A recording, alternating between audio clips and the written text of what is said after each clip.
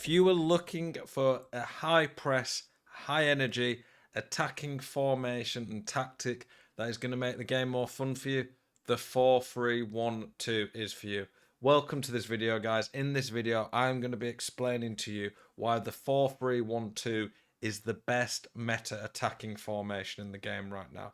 I'm going to show you lots of different clips, analyze the formation in depth. I'm going to show you my tactics and show you exactly how to use it in game, why it's such a fun tactic, why it's such a good formation on this FIFA, and help you learn how to use it to get the best out of it, to give you more fun on this game. And ultimately, it's a tactic as well that I think you can achieve great results with. Let's get into it. Watch this clip here before we go into some more in-depth analysis. Beautiful finesse. There we go. Hey guys, here we are looking at the 4-3-1-2. There's quite a lot of good formations on the game this year that I think there's quite a lot of options you can use. But for me, the one that I've had the most fun with and I found really good at attacking but still balanced and one you can use for the whole game is the 4-3-1-2. Lots of reasons behind this. And like I said, I'll be showing you more gameplay clips, breaking it down, in-depth analysis, going through the tactics. But I just want to actually, at this bit here, look at the formation itself. So you can see it here on the screen. We've got the flat back four. Flat back four is always going to be a bit more solid defensively. The key to this formation, though, that makes it so strong is the midfielders. You've got a three-man midfield. I think you want midfielders who can do a bit of everything here so they can get involved, especially on a game where long shots and finesses are really good. Having midfielders who can shoot and get forward is really nice. I want the middle centre mid to at least be good defensively. The middle centre mid in this, you'll see when we show the tactics instructions layer, will almost act as a bit like an anchor man and link the team together from the defence to the midfield. But the big strengths in the 4-3-1-2 come in having all the men in the middle. You've got two strikers, a cam, and three centre midfielders. That's 6 central attackers. If you can get good at this formation, learn how to play with it properly, you're going to be able to overload your opponents with a lot of attacking options. That's lots of tiki-taka passes you can do through the middle, lots of great options. And for me, it's just more fun because you have a lot more you can do in the attack. There is cons, like there's no perfect formation on FIFA or tactic that is just unbeatable and it can't be better. It completely depends on the way you want to play. But like I said, this video here is to give you guys a high press, high attacking tactic that I think will, 1, get you good results, 2, help you score more goals, but 3, most importantly, have more fun. The weakness in this tactic comes from it being so narrow. And because it's so narrow, because all the men are in the middle, you do need width to make a tactic formation good on FIFA, otherwise it's just too easy to defend. So the fullbacks have to go forward. And when the fullbacks go forward, that's great. You can have 8 potential options in the attack.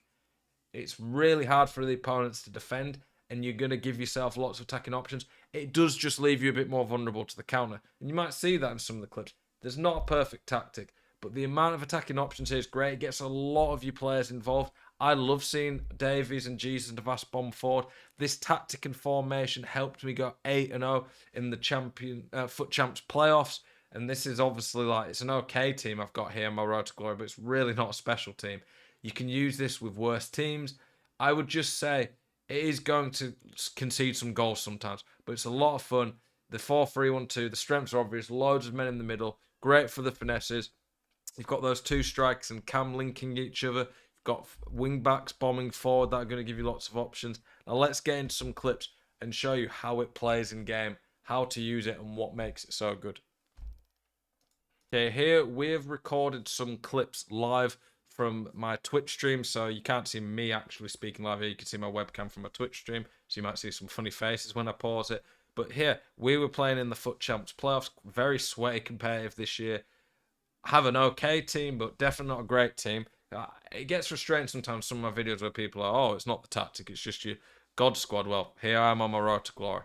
You can see here straight away, my fullback's getting forward, Jesus and Devas up there. He's bombing forward. And what the fullbacks do in the 4-3-1-2, when they give you this width, it pulls men out of the middle. And then when you've got all your midfield and attackers in the middle and there's less men marking them, it causes an overload and gives you a lot of attacking options. So we get my fullback bomb forward here. It's pulled these 2 men out. And now there's more space around here. And watch here. What happens? Laudrup gets in, and an easy green finesse. We'll watch that one back and see the space that it creates. So here, Davies gets into position, and from here, if you green a finesse with anyone with decent shooting, it is pretty consistent. The new patch has maybe made it a bit worse, so you might not want to go for...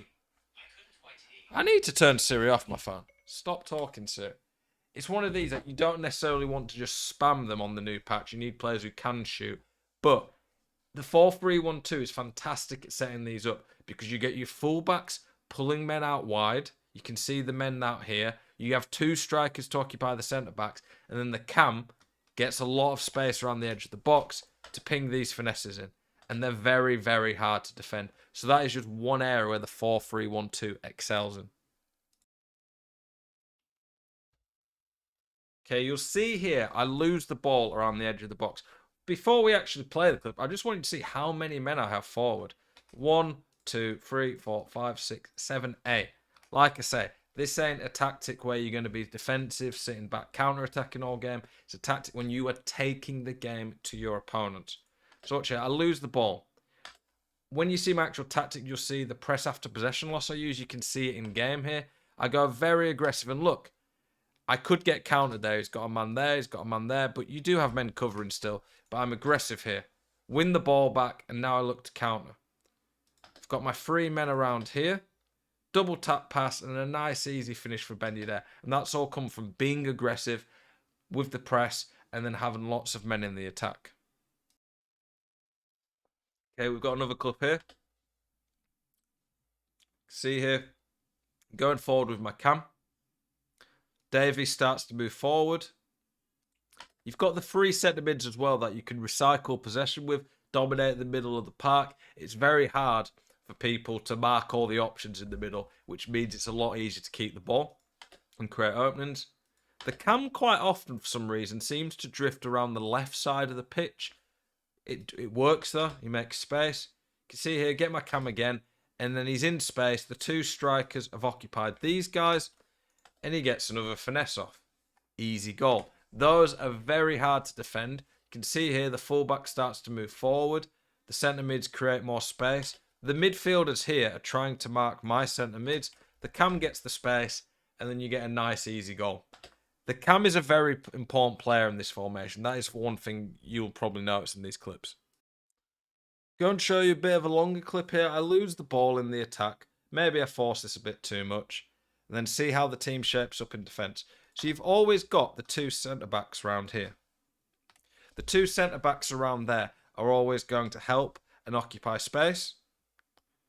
I'm not sure what the opponent was doing there, but it was pretty poor by him. Okay, now I've got my centre mids around here, giving me lots of space, options in the middle. I could go forwards there, but I choose to be more careful. You can see there, I had the option of going out wide to the fullback, but I chose to go to the cam. Now here, a nice pass to my cam, who's occupying this space. And watch this run now from Sabitzer. There, I could have gone back in the middle. I could have shot with Laudrup, but I play the overlap to Sabitzer. Let's watch that one back. With no pauses or anything here. Lots of nice quick tiki-taka passing. Take the touch to set it. And then a lovely, beautiful goal. These type of goals, you don't get in many formations. But here, the cam, the striker, and the right centre mid all linked up. The overlapping runs and the amount of attacking options and overload this formation give, absolutely crazy. And will make a huge difference when you get used to it in breaking people down. Breaking people down on FIFA is very hard at times with how good the defensive AI are. So you need lots of options to do this. The 4-3-1-2, as you can see, provides that. In this clip here, I don't score, but I wanted to show you the clip because I thought it was just a really good example of the 4-3-1-2, the options it have, and how it plays. Look here. I've got Jeez and Navas on the overlap. I probably should have done a through ball there, but look at all the options Jeez and Navas has got. I should have either through balled it or gone back here. I end up giving the ball away, but look at the press here. You can see now that I do an offside trap. I'm second man pressing. I'm not sure why when he's second man pressing he runs off the pitch. But here, I'm marking men and I try force him into a mistake and my centre mid covers the ground. The centre mids, having 3 of them across this middle bit, makes it a lot easier to press and get the ball back. You can see here now, Wijnaldum, the middle centre mid, acts as like the focal point in terms of linking the team together. With the fullbacks pushing up, bombing forward, you always have that switch on, which is nice to recycle the play. Gives you the width you need in this formation. Now I've got lots of different options around the middle. I go here and I end up whiffing the finesse. I shouldn't have gone for that finesse there until I'd probably taken one more touch because the animation timing's a bit harder. It wasn't the best decision by me, but it was good play overall, and you can see again all the options we had there. You can see here the 4-3-1-2, why it's so hard to defend. So many options, so many ways to break people down. It is going to give your opponents a hard time defending you.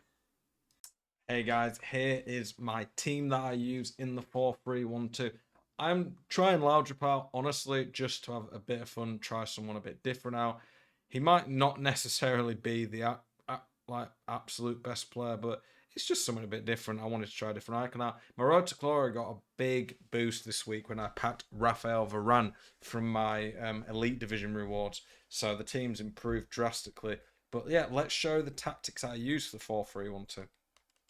So the team that I've set up in there, the key for the team, like the players you want, obviously keeper, don't really need to go into too much depth about that. Centre backs, you want someone who's quick, strong, good on the ball. Fullbacks, in normal formations, like Kyle Walker's good on this FIFA. I do like fullbacks good on the ball though, but in this formation, it is quite key that your fullbacks can attack and go forward because they're offering the width. Your midfield, you want them to be good all round. Your cam needs to be good on the ball, able to shoot, good passing, and the strikers, pretty obvious the type of stats we want there. The tactics though, press after possession loss. This is not a tactic where you want to be really negative and defensive and sit deep. Even with this tactic, your team will still sometimes sit deep. It is just the way FIFA 22 plays out. But for me, honestly, I like playing this tactic and being really aggressive in the face. High depth, press after possession loss. You will win the ball back often and be a nightmare for your opponent to deal with.